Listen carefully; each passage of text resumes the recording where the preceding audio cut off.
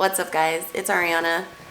I have another story time that I just thought of, but this is like the most recent thing that's happened to me probably. So I think it was the summer of 2018, and I had been hanging out with this girl, and it was like we were best friends, and she had done modeling before, and I wanted to get pictures done. So I ended up getting in contact with people through Mode Mayhem that were photographers, and it was like a trade. They did my pictures for me, and I let them keep the pictures for their portfolio. So when I started doing that a couple times, and even doing a couple paid shoots, people were telling me like, oh, how long have you been doing this? Or you're really good. And I was like, I don't do this. And they were like, wow, well, you should. And so, I started taking on more paid jobs. This is how I ended up getting in this weird situation. So this guy had contacted me on Mode Mayhem for a shoot. And a lot of times I had just mostly been contacted for like bikini, lingerie type stuff. And so this was like some artistic bondage shoot that I thought was going to be really cool and different. And I didn't do like my research like I should have. I went back later on and noticed that he didn't even like have any comments or any like referral like type, vetting things on there like most people do. But anyways, so this guy contacted me for a paid shoot to do an artistic bondage type thing.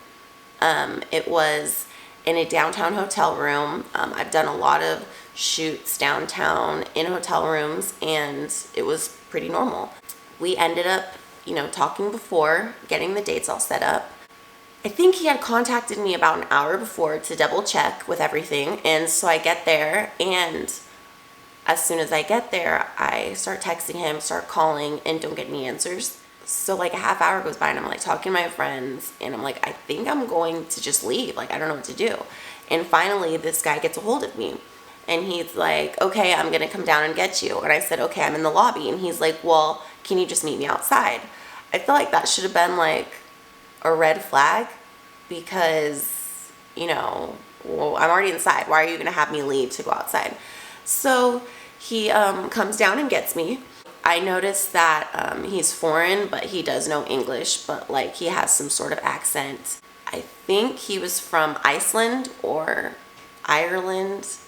I think one of those two. We get into the room, explains to me like some of the different positions and scenes and things that he wants to style me in and take the pictures of me in. So I'm like, okay, here's the different wardrobe that I brought. So we get to setting up some of the scenes. The first one, I was like tied up to a door, and on my heels, like on my tippy toes, I had like stand there. So it was like uncomfortable, and I'm like, dude, like I can't do this, like I don't know if I can do this. And he's just like, okay, well, we'll just keep trying. And so it takes quite a long time to get this tight exactly right. And I'm thinking, is this supposed to be this tight? I'm even saying like, this is too tight, you need to loosen it. This is too tight, this is hurting. I thought it was really weird how long it took to set it up versus how long he actually took pictures of it.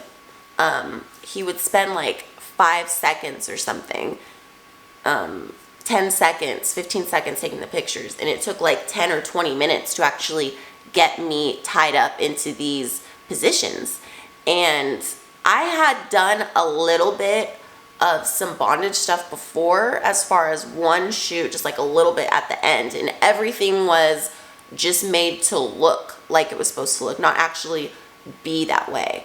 And so this was totally different for me, and I'm thinking, okay, maybe that guy didn't know what he was doing before, maybe this guy does know what he was doing, but I was constantly being like, no, you need to loosen this, or no, this is too much, we need to change it. There was a time where he wanted to put tape over my eyes, and I'm like, no, I'm definitely not doing that. There's a time he did put tape over my arms, and like put my arms, like I can't even, like my arms are completely touching each other, and they're taped like that with like duct tape, like tied to like a leg of a table, just like all these different uncomfortable positions, and it wasn't like, okay, we're making it to look like this is actually how it is. And some of them were hurting him, like, no, I can't do this. And I constantly was like pushing back against what he wanted, and you know, you can tell that he didn't want to really like compromise as far as making it looser. You know, looking back, I'm thinking it could have been like a really dangerous situation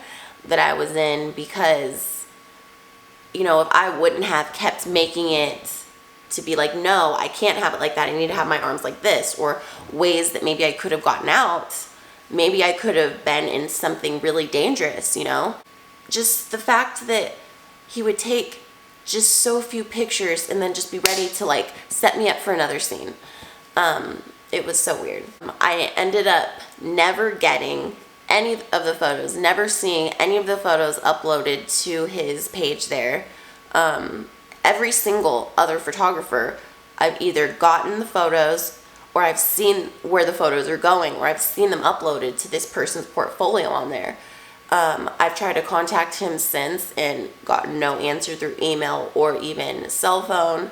So it was just like a really, really weird situation that I put myself in, and I really shouldn't have. I should have made sure that I did more research on this person, and if I would have noticed that they didn't have any of the people can leave comments for each other. People can leave little marks that say, yes, I've worked with this person, and here's the work that we've done together, so that you can kind of cross-reference and see that, yes, this person does do this, or yes, this person is trusted, this person has done photo shoots before and they're known.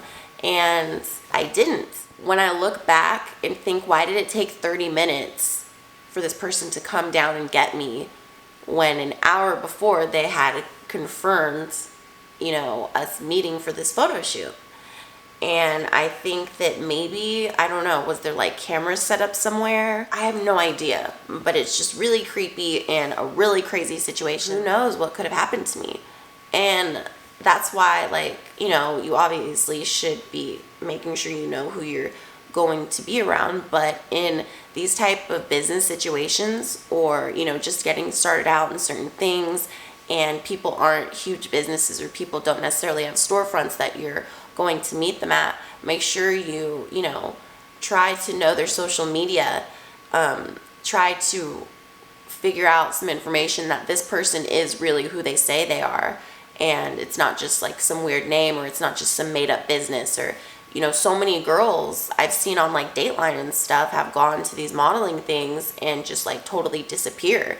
You know, I did inform a couple people, this is where I'm going to be, this is the room I'm going to be at, if I don't let you know where I am by this time, you know, blah, blah, blah.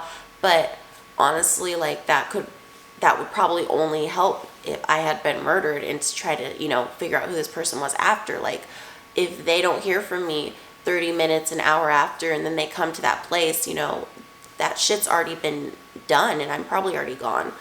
So, you know, for the, like, what, $250 I made or something for that shoot, I could have lost my life for it. It was totally not worth it. And I know there's so many other people that this really is their dream. It's not just something that they fell into and were like, oh, I'm good at this. Okay, well, I can make some money. Like, people really want to do this.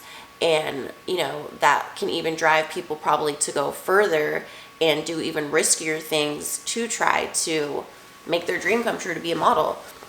So yeah, it's kind of a weird story or whatever. I'm sorry that I sound weird and nasally. I sound sick because I have had like the cold or flu or something for the last couple weeks, but that was so awkward, so weird.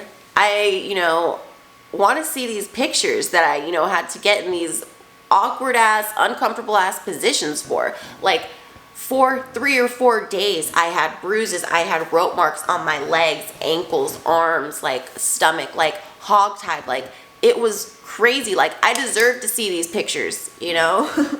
I deserve to see like these awkward ass contorted shit that I put my body in that I didn't even know I could do. Like, I deserve that. All right, well, thank you for watching. See you later.